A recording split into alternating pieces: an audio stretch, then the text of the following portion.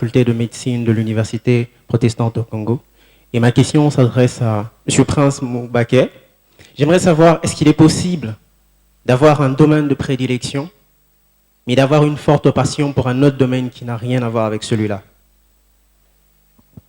J'aimerais poser la question au premier orateur, sachant, comme il a dit, que l'héritage culturel fait partie de l'eau de développement d'une nation.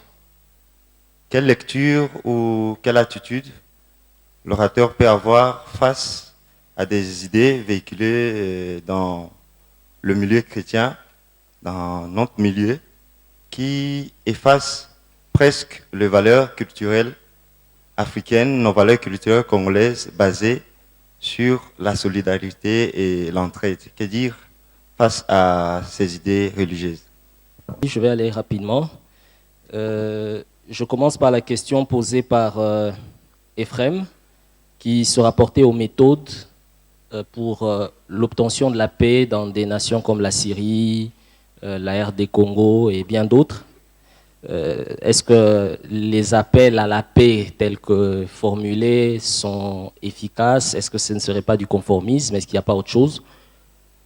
Je dirais, de toute façon, je suis économiste de formation, mais je lis beaucoup. Et je me suis rendu compte que la diplomatie est une notion qui marche avec la discrétion et avec le secret. Donc, entre ce qui se dit et ce qui se fait, il y a souvent un gap. Tout ce qui se fait ne se dit pas. Donc, j'ose croire, au regard de ces principes de diplomatie, que quand le pape fait un appel, c'est qu'il y a dans les coulisses, ses émissaires font pression, qu'il y a plusieurs choses qui se font. Et même l'Église devrait apprendre à fonctionner de la sorte. Il n'est pas mature de clamer toujours haut et fort ce que nous faisons. L'important ici, c'est que nous sachions qu'il est impérieux que l'Église s'implique dans ce qui se déroule au sein des nations. Mais comment s'impliquer? C'est avec beaucoup de discrétion et de maturité. Pas comme ce qu'on voit souvent, même dans notre nation ici, quelqu'un qui a été reçu, qui va le clamer haut et fort sur les chaînes de télé. Donc, pour résumer, je crois qu'il y a une action dans les coulisses qui est efficace et qui va certainement donner des résultats. Je prends la question de Didier qui demande à savoir s'il serait possible d'avoir plusieurs passions dans la vie au-delà de son domaine de prédilection. Je dis que c'est possible et c'est même louable.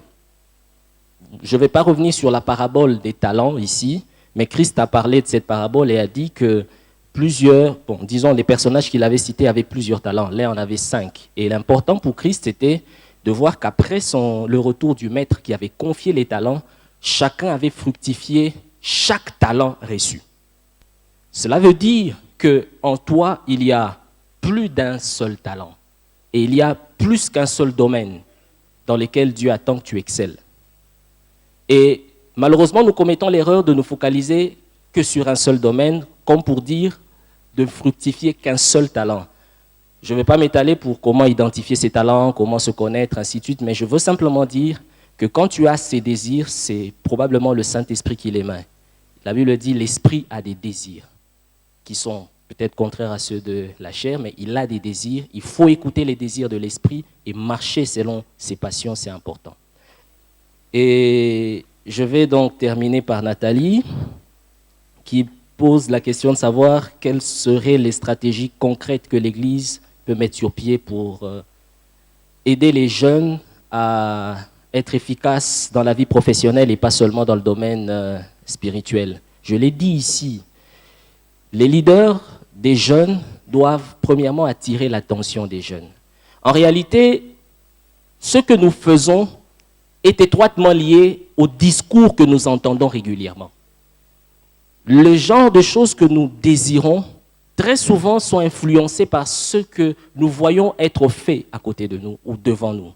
Ce que tu vois, tu peux le reproduire.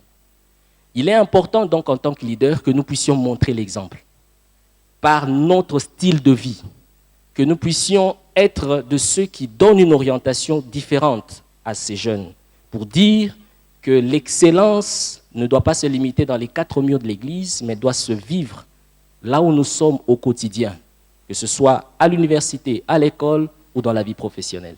Je crois que pour ne pas m'étaler, c'est d'abord aux leaders de montrer l'exemple par leur style de vie et par un discours différent, et les choses seront transformées. Que Dieu nous bénisse. Père, nous te sommes reconnaissants, parce que nous croyons que c'est toi qui as suscité cette œuvre, cette grande armée pour la grande moisson de cette fin des temps. Nous croyons, Éternel, notre Dieu, notre Roi, que cette armée que toi-même tu t'es forgée, c'est toi, Seigneur, aussi qui nous a équipés pour que nous puissions accomplir les œuvres bonnes que tu as préparées d'avance. Merci pour mon frère, pour ma sœur ici présente. Merci pour ces nombreuses personnes qui vont encore se joindre à nous pendant cette période des conventions de jeunes. Et nous croyons, Seigneur, que cette jeunesse, qui est l'espoir de cette nation, qui est la vraie richesse de ces pays, Seigneur, toi, tu vas l'équiper pour de nouvelles conquêtes, pour de nouvelles gloires. Merci, Seigneur, pour cette soirée. Merci pour tous ceux qui sont intervenus.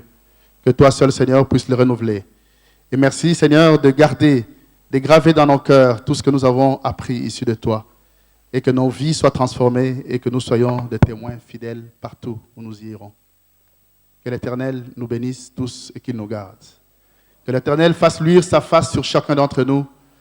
Que l'Éternel nous conduise et nous ramène dans nos maisons en paix et en sécurité. Au nom de Jésus-Christ. Amen.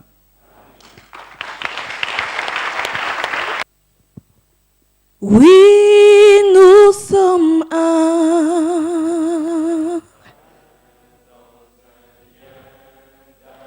Oh, avec Jésus. On verra que nous sommes un. Oh, nous sommes un.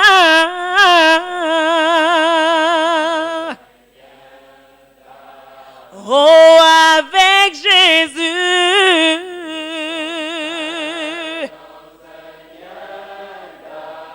Oui, notre esprit,